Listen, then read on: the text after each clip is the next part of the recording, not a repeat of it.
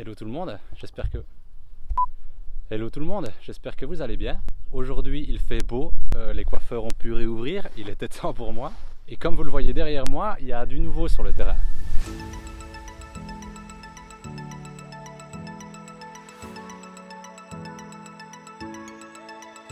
Ce que vous voyez, ce sont les chaises d'implantation que l'entrepreneur est venu placer cette semaine. J'aurai quelques trucs à vous dire là-dessus, mais ce sera pour une prochaine vidéo.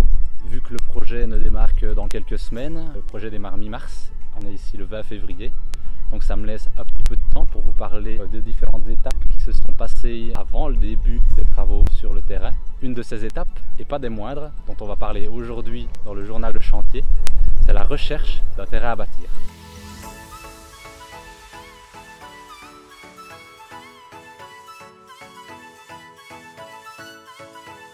Dans mon métier, quand j'interviens sur un projet, le client possède déjà le terrain depuis un certain moment, de telle sorte que je ne me rends pas vraiment compte de tout ce qui s'est passé en amont avant que je n'arrive sur le projet. Je me suis clairement mis un doigt dans l'œil quand il s'agit d'estimer l'énergie et le temps nécessaires pour trouver le terrain qui répondrait à mes attentes. Laissez-moi donc vous raconter tout ça et dans la prochaine vidéo, vous verrez mes 10 conseils à suivre sur base de mon expérience pour choisir le bon terrain pour votre projet. En vrai, tout a démarré d'un post-it. C'est pas une blague. Avant de rechercher concrètement un terrain, on a commencé d'abord par visiter tout un tas de maisons témoins dans le cadre de portes ouvertes organisées par des entreprises générales de construction. Et ça m'a permis dans ma tête de développer petit à petit un concept, l'orientation de la maison, la définition des espaces, les premières dimensions approximatives. Je m'étais donc fait une idée du type de terrain nécessaire pour accueillir le type de projet que je voulais construire. Et puis on a commencé réellement à chercher activement après un terrain à bâtir début 2017. On se renseignait sur des sites de petites annonces, d'agences immobilières, sur des sites d'entreprises générales de construction. On se basait sur du bouche à oreille et on rassemblait toutes les adresses de terrains potentiels qui pourraient éventuellement nous plaire. Et on allait faire des tours en voiture pour voir tous ces terrains en vrai. À ce moment-là, je notais toutes mes impressions sur des petits papiers. Bon, après coup, c'était pas très pratique. Maintenant, je suis passé à un vrai journal de chantier. Mais bon, ça a fait le job jusque-là et ça nous a permis de garder un œil sur tout ce qu'on avait vu. Concrètement, c'était pas facile de trouver des terrains qui respectaient tous les critères qu'on s'était imposés. On voulait notamment un terrain d'environ 800 mètres carrés, relativement plat, orienté au sud, dans un coin calme, mais pas trop loin des accès autoroutiers ni des magasins. Bref, en gros, on voulait que des avantages et en plus tout en respectant un budget établi à la base. Le 11 mars 2017, on trouve le premier potentiel candidat qui pourrait être le terrain qu'on recherche. Il est plat, il fait 800 mètres carrés, il n'est pas parfaitement orienté mais ça va. Il est tout équipé, c'est-à-dire qu'il y a l'eau, l'électricité et la télédistribution au bord de la voirie. Bref, tout semble convenir. Et surtout, il n'explose pas notre budget, ce qui est assez important dès le début du projet. Donc on rencontre le vendeur chez lui, on discute, on s'entend bien et on se met d'accord qu'il nous réserve le terrain le temps qu'on se renseigne un peu. On continue donc nos recherches, mais un peu au ralenti parce qu'on a quand même trouvé ce terrain où on se dit qu'il est relativement bon et qui correspond à ce qu'on recherche. Du coup, en parallèle, je commence à réaliser une esquisse du projet et je me renseigne sur les formalités urbanistiques, notariales, les formalités pour demander un emprunt hypothécaire. Je rencontre le service de l'urbanisme pour leur poser quelques questions parce que tout ça est encore assez nouveau pour moi et on a l'occasion de téléphoner de temps à autre au vendeur pour lui poser quelques questions et surtout pour lui montrer qu'on est toujours bien là et toujours bien intéressé par son terrain. On continue à aller voir d'autres terrains mais on se rend compte tout doucement qu'on ne trouvera pas vraiment mieux et qu'on doit se décider pour celui-là. Du coup, le 12 juin 2017, je prends mon téléphone, un peu stressé, pour téléphoner au vendeur et lui dire que c'est bon, on lui prend le terrain. Et là, le vendeur, « Ah, mais le lot 3, il est vendu, vous savez ?»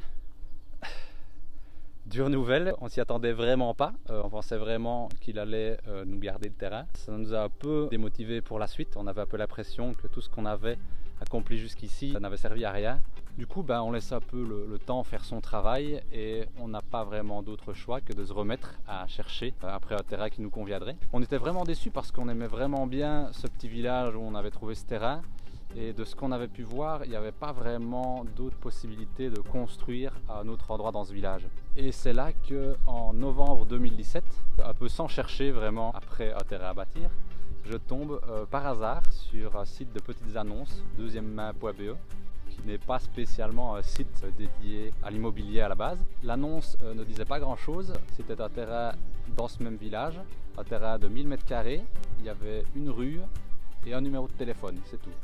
Du coup, c'était vraiment pas gagné. On décide de prendre la voiture et d'aller voir à l'endroit indiqué, à la rue indiquée dans l'annonce. Et arrivé sur place, il y a soit à gauche une ancienne bâtisse agricole dans laquelle il y a des animaux de basse-cour, et de l'autre côté, une sorte de mini-forêt. On téléphone au numéro de l'annonce pour en savoir plus, mais personne ne nous répond. Du coup, on se dit qu'en effet, c'est une annonce erronée qui ne doit plus être sur le site ou bien dont l'adresse est simplement fausse. Mais courant de la soirée, ce fameux numéro me rappelle et m'annonce que si, il y a bien un terrain, c'est bien cette mini-forêt là. Elle fait environ 1000 m² et elle est bornée aux 4 coins de la parcelle. Donc du coup, on retourne voir cette fameuse mini-forêt et en effet, on voit les bornes. Par contre, c'est difficile de se faire une idée du terrain en lui-même, étant donné qu'il est entièrement boisé. On ne voit pas les limites. Mais bon, il est bien orienté, il a l'air relativement plat et surtout, il est dans un coin qui nous plaît. Pour la petite anecdote, il se trouve dans le même village que le premier terrain, à quelques centaines de mètres, comme quoi.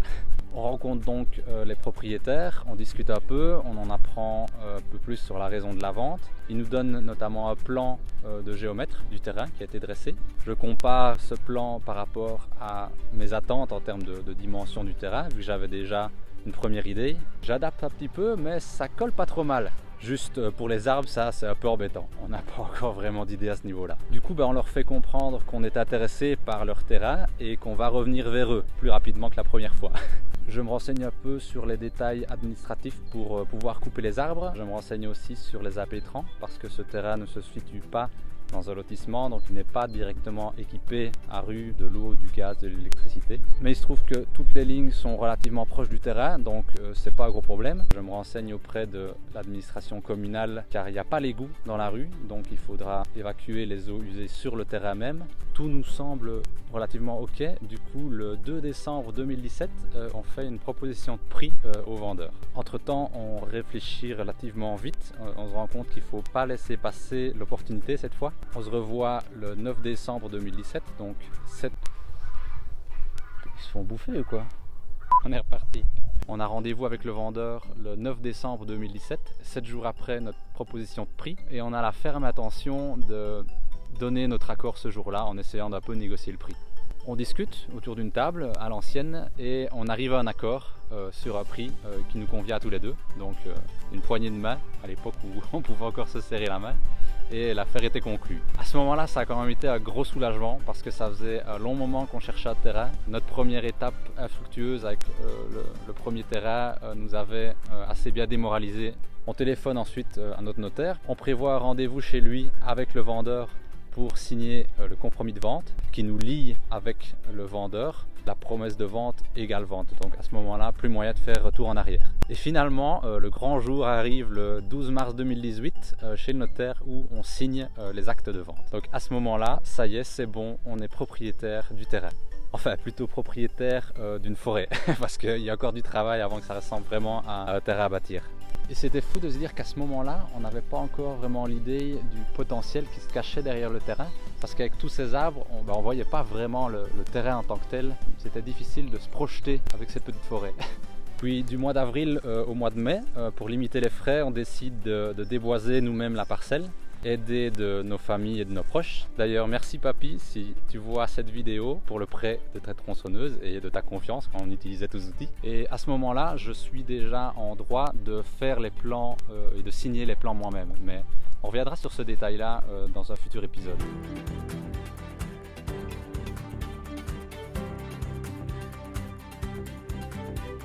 Voilà, et maintenant on est plus ou moins 3 ans après la signature des actes de vente. On aurait voulu pouvoir aller plus vite, mais la réalité est parfois différente. On a pris pas mal de retard dans la phase de demande de permis d'urbanisme et surtout car au moment où on a commencé à rechercher des entrepreneurs, c'était mars 2020, Et c'était en plein au début de la pandémie de coronavirus qui a fait que les entrepreneurs étaient un peu perdus à ce moment-là. La situation était très incertaine et voilà, tout prenait du retard pour tout le monde à ce moment-là.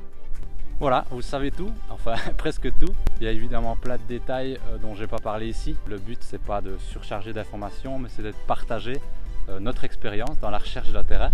Si vous êtes vous-même à la recherche d'un terrain à bâtir, ou si vous allez prochainement être à la recherche d'un terrain à bâtir parce que vous avez un projet de construction, ou bien si vous connaissez quelqu'un dans ce cas, le prochain épisode, ce sera une sorte d'hors-série qui traitera, sur base de mon expérience, 10 conseils à suivre ou à ne pas suivre, c'est selon, dans la recherche d'un terrain à bâtir. Je vous invite à vous abonner à cette chaîne si vous voulez me faire plaisir et ne pas manquer la suite, c'est gratuit.